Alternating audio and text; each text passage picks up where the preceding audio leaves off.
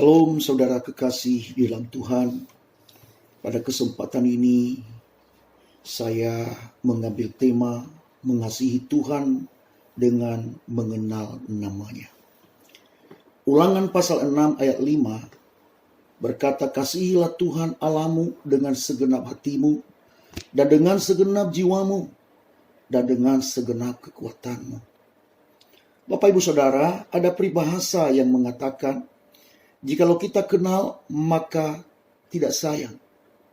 Jika kenal, maka sayang. Peribahasa ini masuk akal juga, karena kita tidak mungkin kita mengasihi atau mencintai seseorang secara tiba-tiba tanpa mengenalnya terlebih dahulu. Ada peribahasa yang mengatakan dari mana datangnya cinta? Dari mata turun ke hati. Jadi intinya adalah kita mengenalnya dulu, baru kita bisa mencintainya. Demikian juga dengan bagian ini Bapak Ibu Saudara.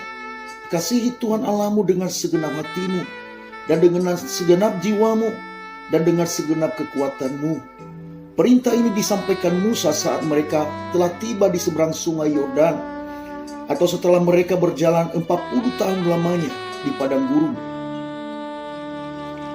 Perintah ini disampaikan bukan saat orang Israel baru keluar dari Mesir, tetapi perintah ini disampaikan setelah orang Israel 40 tahun lamanya di padang gurun.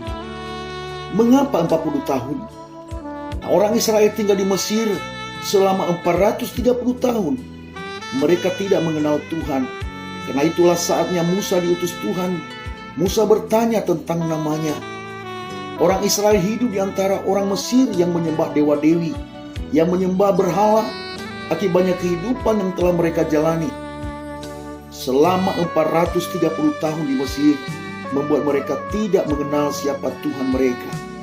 Karena itulah mereka sulit sekali percaya kepada Tuhan, walaupun Tuhan sudah menyatakan kuasanya berkali-kali dan luar biasa di hadapan bangsa Israel. Jadi untuk menjadi orang yang mencintai Tuhan, maka harus lebih dahulu orang Israel mengenal Tuhan mereka. Tuhan memakai waktu 40 tahun untuk memperkenalkan dirinya kepada orang Israel. Karena pengenalan akan Tuhan adalah mutlak. Ini adalah inisiatif dari Allah itu sendiri. Jika kita melihat perjalanan orang Israel, seharusnya orang Israel tidak perlu menempuh 40 tahun untuk sampai ke tanah Kanaan. Orang Israel dapat ke Kanaan atau ke Kades Barnea melalui padang gurun Sur. Tetapi Tuhan membawa mereka melalui Laut Teberau menuju padang gurun Sinai. Dan akhirnya sampai ke Kades Barnea. Mereka sampai di Kades Barnea. Tetapi karena ketidakpercayaan mereka kepada Tuhan yang dapat menolong mereka untuk mengalahkan orang Amori, maka Tuhan murka dan bersumpah bahwa tidak ada angkatan orang Israel yang keluar dari Mesir masuk tanah Kanaan kecuali Kaleb bin Yefune dan Yosua. Setelah itu Tuhan menyuruh Musa untuk berbalik ke Laut Teberau. Maka mereka kembali berjalan ke arah Laut Teberau dan berjalan keliling di padang gurun Seir. Perjalanan mereka dari peristiwa di Kades Barnea sampai mereka menyeberangi sungai Zered adalah 30 tahun lamanya. Berarti kemungkinan perjalanan mereka dari Mesir sampai peristiwa di Kades Barnea adalah 2 tahun lamanya. Sehingga total perjalanan mereka menjadi 40 tahun lamanya. Musa pada bagian ini kembali mengingatkan orang Israel tentang perjalanan mereka dan peristiwa-peristiwa yang telah mereka lalui selama 40 tahun lamanya. Karena itulah kitab ini dikatakan kitab ulangan. Tujuannya adalah supaya orang Israel mengingat kembali peristiwa-peristiwa yang telah mereka alami sehingga mereka dapat mengenal Tuhan. Setelah mereka mengenal Tuhan melalui peristiwa-peristiwa ini yang telah mereka alami, maka Musa memberi perintah kepada mereka, kasihilah Tuhan Allahmu dengan segenap hatimu dan dengan segenap jiwamu dan dengan segenap kekuatanmu. Pengenalan yang mereka terima dari peristiwa-peristiwa tersebut membuat mereka akhirnya dapat mencintai Tuhan dengan cara takut akan Tuhan dan tunduk kepada perintah Tuhan.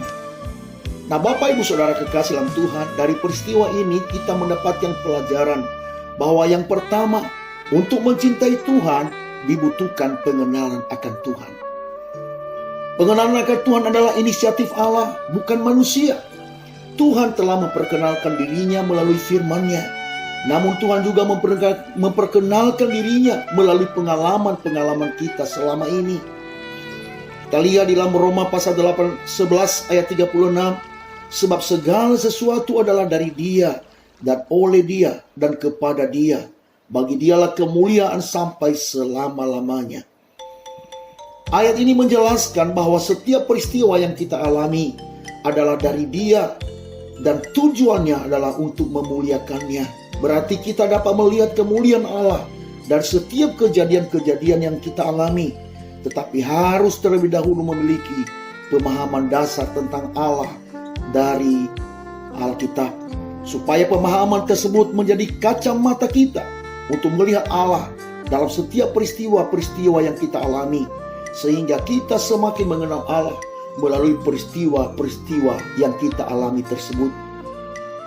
Orang Israel memiliki pengalaman dengan Tuhan sehingga mereka mengenal Tuhan.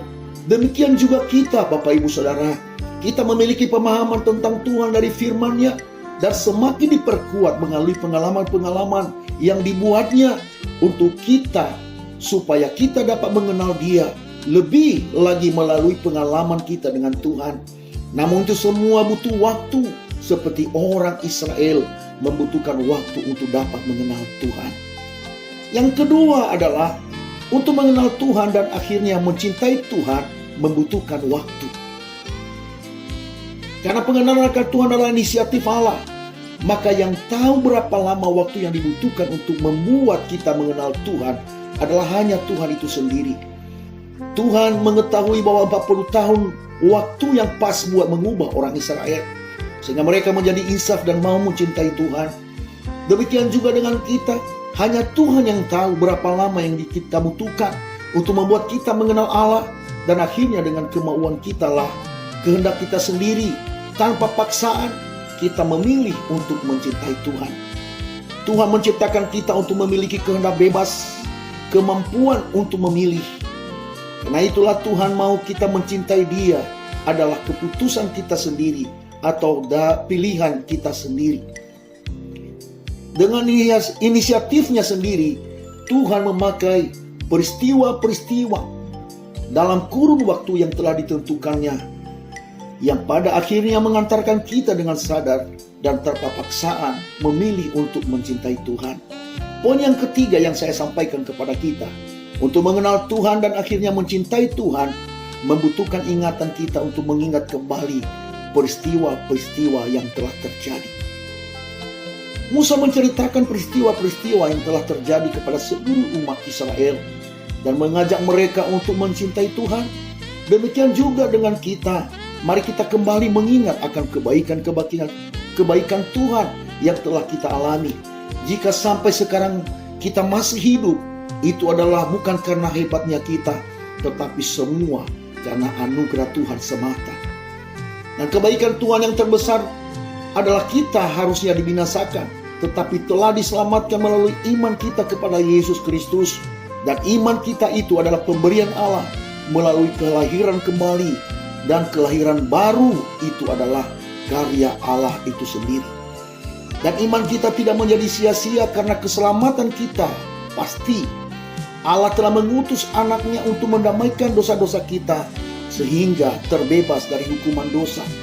1 Yohanes pasal 4 ayat 10 yang berkata begini, inilah kasih itu, bukan kita yang telah mengasihi Allah, tetapi Allah telah mengasihi kita, dan yang telah mengutus anaknya sebagai pendamaian bagi dosa-dosa kita. Roma pasal 8 ayat 1 berkata, demikianlah sekarang tidak ada penghukuman bagi mereka yang ada di dalam Kristus Yesus. 2 Korintus pasal 5 ayat 21 berkata, Dia yang tidak mengenal dosa telah dibuatnya menjadi dosa karena kita, supaya dalam Dia kita dibenarkan Allah. Jadi kebaikan Allah yang paling besar yang telah kita alami adalah kita dilahirkan kembali. sehingga kita menjadi percaya padanya dan memperoleh kepastian keselamatan atau masuk surga. Tetapi tentunya selain keselamatan yang Ia berikan kepada kita, kita semua juga sudah pernah mengalami kebaikan-kebaikan Tuhan. Pernah kita mengalami anugerah Tuhan. Ya, mari kita masing-masing bisa mengingat kembali kebaikan Tuhan itu. Karena itulah mari kita mengingat ulang akan karya-karyanya dalam hidup kita. Dan itu akan membuat kita memilih untuk mencintai Tuhan. Sebagai penutup bagi kita, saya mengingat satu cerita. Seorang Martin Luther pernah menulis bahwa ada dua macam orang Kristen masuk surga. Yang pertama adalah masuk surga dengan jalan mundur. Karena dia melihat neraka, maka ia menjauhi neraka dengan berjalan mundur. Dan akhirnya dia masuk surga. Orang macam ini adalah orang yang selalu ditakut-takuti tentang masuk neraka, tentang neraka, baru masuk mau bertobat. Tetapi orang Kristen yang kedua adalah orang Kristen yang berjalan maju. Karena dia melihat Yesus yang dicintainya ada di surga, maka ia berjalan maju menuju surga. Pandangannya ke depan menatap surga karena ada Yesus di sana. Seharusnya kita seperti yang kedua ini, Bapak Ibu Saudara. Mau melakukan semua perintah Allah dan mau berusaha menjauhi dosa karena kita mencintai Tuhan. Dan kita mencintai Tuhan karena Dia terlebih dahulu mencintai kita. Dari mana kita tahu? Kita tahu dari Alkitab dan pengalaman-pengalaman bersama dengan Dia. Yang kita ingat kembali.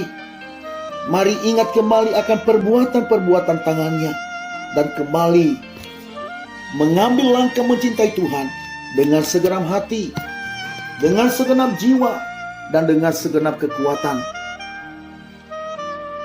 Itu saja yang saya sampaikan kepada kita pada kesempatan ini. Tuhan Yesus memberkati kita sekalian. Amin.